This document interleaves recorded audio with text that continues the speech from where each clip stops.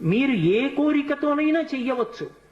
ఆయన పరబ్రహ్మస్వరూపుడై అనుగ్రహించేస్తాడు. ఎందుకంటే అలా యోగమునందు నిలబడగలిగిన ప్రజ్ఞాశాలి కనుక.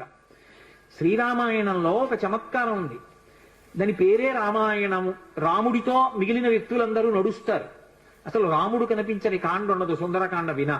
సుందరకాండలో రాముడు కనపడకపోయినా రామ కథ ఒకటికి 10 మార్లు చెప్పబడుతుంది. అటువంటి రామచంద్రమూర్తి వలన ఉపకారము కాని ప్రత్యుపకారము కాని పొందనివాడు రామాయణమునందు లేడు. ఆయనకి ఉపకారం చేసిన వాళ్ళందరికీ ప్రత్యుపకారం చేశారు. ఒకవేళ ఉపకారం చేయకపోయినా ఉపకారం చేశారు. కానీ ఆయన ఉపకారాన్ని పొంది కూడా ప్రత్యుపకారం నేను చెయ్యలేను అని చెప్పింది ఎవరితో అంటే ఒక్క హనుమతోని చెప్పారు. రామాయణ పరిసమాప్తి సమయంలో హనుమని దగ్గరికి పిలిచి గట్టిగా కౌగిలించుకుని ఒక మాట అన్నారు. మదంగే జీర్ణతాం యాతు యత్పయోపకృతం కపేహి నరహ ప్రత్యుపకారాణం అపత్సాయ అతిపత్రతాం అన్నారు. హనుమా, నువ్వు చేసిన ఉపకారము నా శరీరమునందు జీర్ణమైపోవుగాక. ఎందుకని? నువ్వు నాకు చేసిన ఉపకారానికి నీకు ప్రత్యుపకారం చెయ్యడం ఇక సాధ్యం కాదు.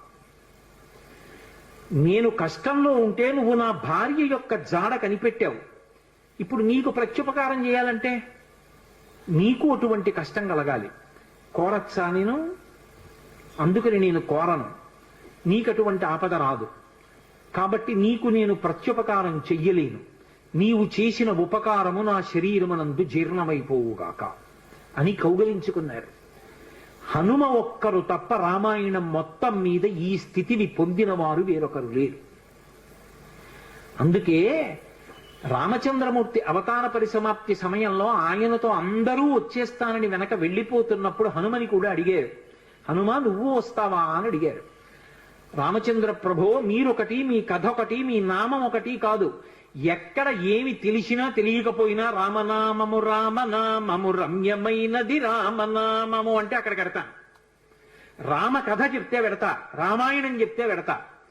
ఇప్పుడు రాముడు అన్నాడు, మక్కథా ప్రచరిష్యంతి యావల్లోకే హరీశ్వర తావద్రమస్య సుప్రీతో మద్వాక్యమనుపాలయం. రామశాసనం హనుమకి. ఎక్కడ రామనామం చెప్పినా, ఎక్కడ రామ కథ చెప్పినా, ఎక్కడ రామాయణం చెప్పినా హనుమా నువ్వు అక్కడికి వెళ్ళి కూర్చుని వింటూ ఉండు.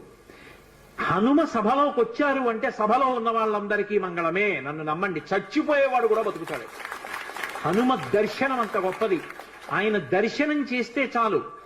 నిన్నను మీతో చెప్పా, సంధ్యాకాల దర్శనంతో సమానం. ఉపద్రవాలు కూడా తొలగిపోతాయి. అంత శక్తివంతం హనుమద్ దర్శనం అంటే.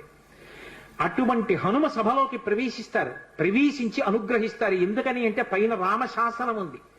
ఇదే మహానుభావుడు తులసీదాస్ గారి జీవితంలో జరిగింది. తులసీదాస్ గారు ప్రతిరోజు గంగానదిలో స్నానం చేసి చెంబుతో కాసిన నీళ్లు తీసుకొచ్చి రావి చెట్టు మొదట్లో పోసి రావి చెట్టు కింద కూర్చుని తపస్సు చేస్తుండేవారు. ఆ రావి చెట్టు మొదట్లో గంగ నీళ్లు పోస్తుంటే గంగాజలం తగిలిందో ఏమో ఒక బ్రహ్మరాక్షసుడు పైనుంచి కిందకి దిగాడు.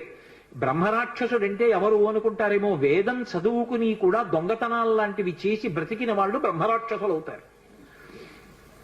పతంజలి చరిత్రలో చెప్తారు.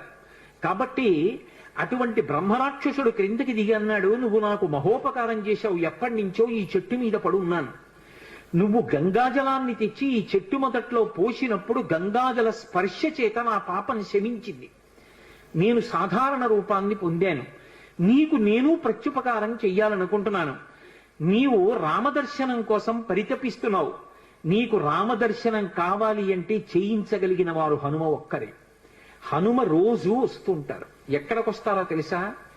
ఎక్కడెక్కడ రామనామం జరుగుతుందో, ఎక్కడెక్కడ రామనామం ప్రస్తావనకు వస్తుందో, ఎక్కడెక్కడ రామ కథ చెప్పబడుతుందో అక్కడ ఉంటారు.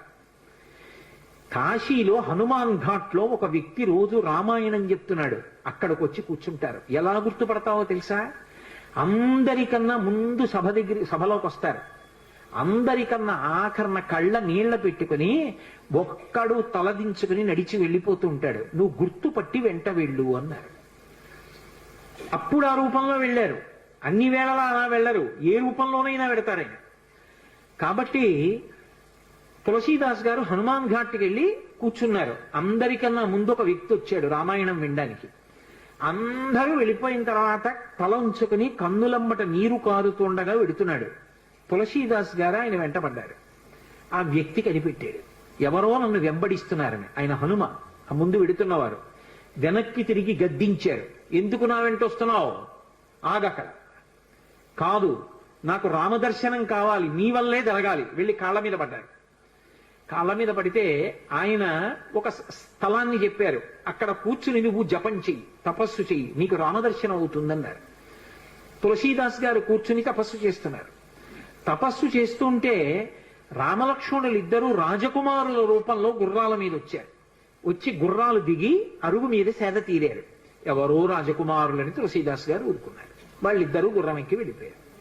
హనుమ వచ్చారు, రామలక్ష్మణులు వచ్చారు, గుర్తుపట్టావా అన్నారు. ఎప్పుడు వచ్చారు అన్నారు.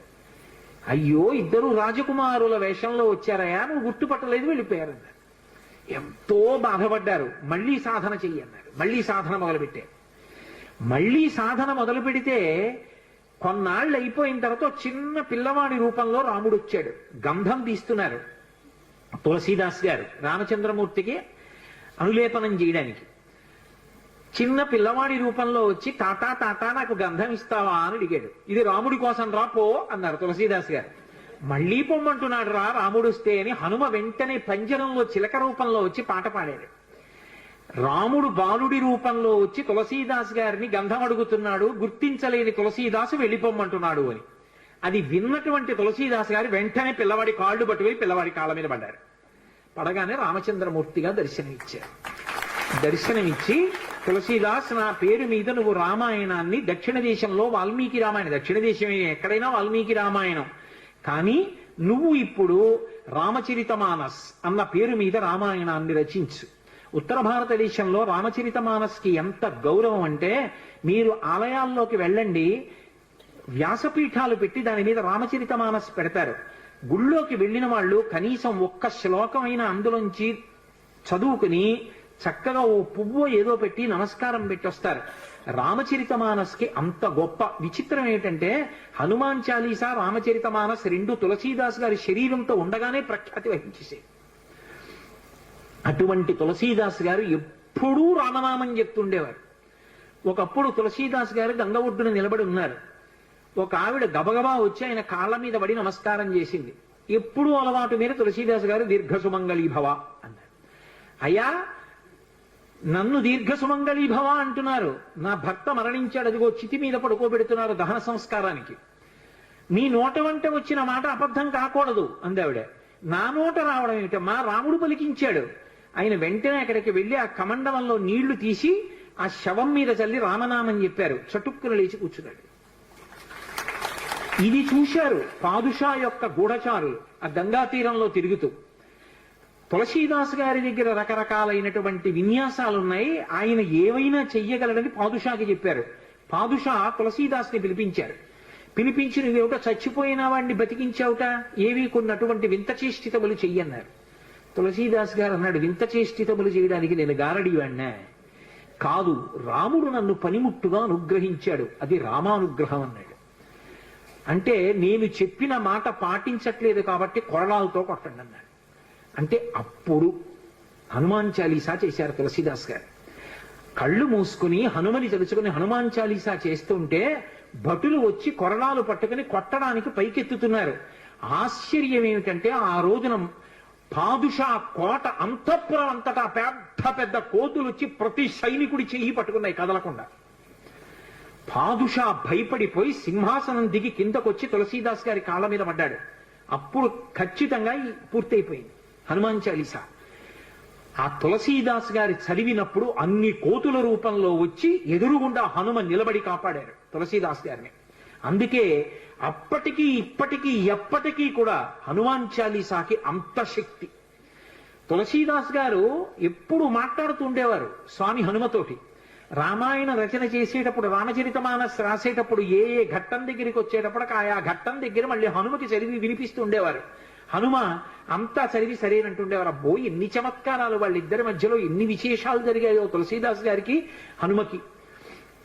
అంతటి గొప్ప అనుబంధం. అందుకే హనుమ గురించి తులసీదాస్ గారు ఏవి చెప్పారో అవన్నీ కూడా అద్భుతమైనటువంటి విషయాలు. రామచరితమానస్ అంత గొప్ప గ్రంథం. తులసీదాస్ గారిని అనుగ్రహించారు మహానుభావుడు. స్వామి హనుమ అనేకమైనటువంటి అవతారాల్లో ఈ లోకంలో వచ్చి ఎందరినో అనుగ్రహించారు.